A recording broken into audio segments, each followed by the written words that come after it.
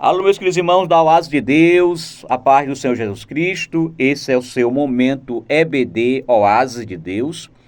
Estamos trazendo todo final de semana o resumo da nossa lição que vamos estudar no próximo domingo, tá? E já estamos caminhando para a terceira aula do nosso trimestre na classe das nossas crianças, do nosso departamento infantil. Estamos estudando o tema do trimestre, Eu Amo a Casa de Deus. E a lição de número 3, que é a do próximo domingo, tem como tema, Na Casa de Deus, eu aprendo a adorar a Deus, tá? Na nossa classe, nossos jovens, também nesse trimestre, o tema do trimestre é a prova da vossa fé, vencendo a incredulidade para uma vida bem-sucedida. E a lição do próximo domingo, a lição de número 3, que tem como tema fé para crer que Deus existe, tá? E na nossa classe de adultos, é claro, estamos estudando o tema Até os Confins da Terra, pregando o Evangelho a todos os povos, até a volta de Jesus. E na lição de número 3, para o dia 15 de outubro de 23, estamos estudando missões transculturais no Antigo Testamento, né? Esse é o tema da lição de número 3, tá? Quero que você me acompanhe a partir de agora. Vamos fazendo apenas o resumo da lição de número 3, tá? O nosso textuário nos diz, disse mais, pouco é que seja o meu servo para restaurares as tribos de Jacó e tornares a trazer os guardados de Israel. Também te dei para a luz dos gentios, para seres a minha salvação até a extremidade da terra. Isaías, capítulo 49, versículo de número 6, tá? A nossa verdade prática, ela nos diz, o amor de Deus para com as nações deve ser o mesmo objetivo de todos os que militam pela salvação das almas perdidas.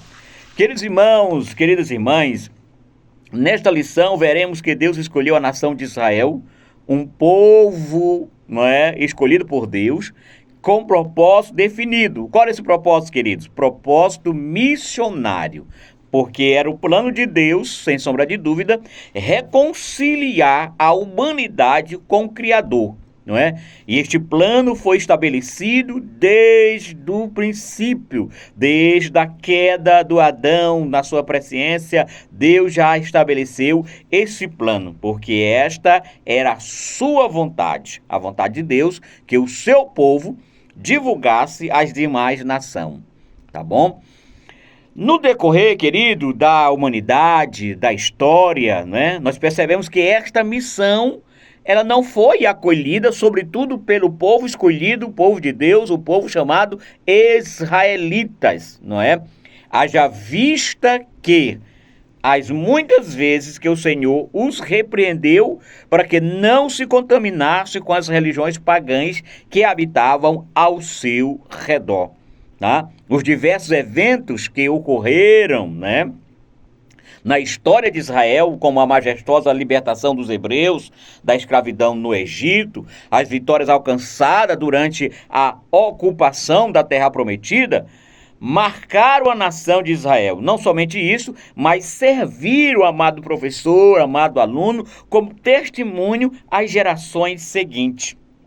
Entretanto, se observa que as leis e os testemunhos dos profetas não foram suficientes para que os descendentes permanecessem fiéis à aliança que Deus havia estabelecido, conforme nós vemos lá em Êxodo, capítulo 19, versículo 6 e versículo 5, E isso, com o passar dos anos, a iniquidade se multiplicou, de modo que não restou alternativa a não ser Deus dar uma repreensão, pelo cativeiro, tá certo? Isso aconteceu no período do reinado de Saul, tá certo? Que foi o responsável para manter o concerto divino, que foi devastado. Todavia, querido professor, o propósito divino ficaria firme por meio do remanescente fiel. Trago novamente o autor, esse livro de missões, que ele é muito bom, inclusive eu tenho um exemplar dele. O autor George W. Pearson, na Teologia Sistemática da CPAD, editado pela CPAD, ele diz o seguinte: dentre todas as religiões, a religião revelada no Antigo Testamento constitui a missão de Deus no mundo, pelo menos de quatro maneiras. Qual é? A primeira, ela é uma ação divina, expressando desaprovações das religiões etnicamente desenvolvidas e humanamente criada e das práticas pagãs do mundo, né? Ela é designada a preservar o mundo da suprema decadência moral e religiosa, de um total vazio espiritual. É também a testemunha constante de Deus no mundo. Segundo, é um monoteísmo ético divinamente inspirado que preserva o homem da desorientação total no panteísmo, da idolatria e no espiritismo. O monoteísmo étnico, né? Esse monoteísmo, por isso, ele só pode conferir significado ao universo, à história e particularmente à cruz, assim como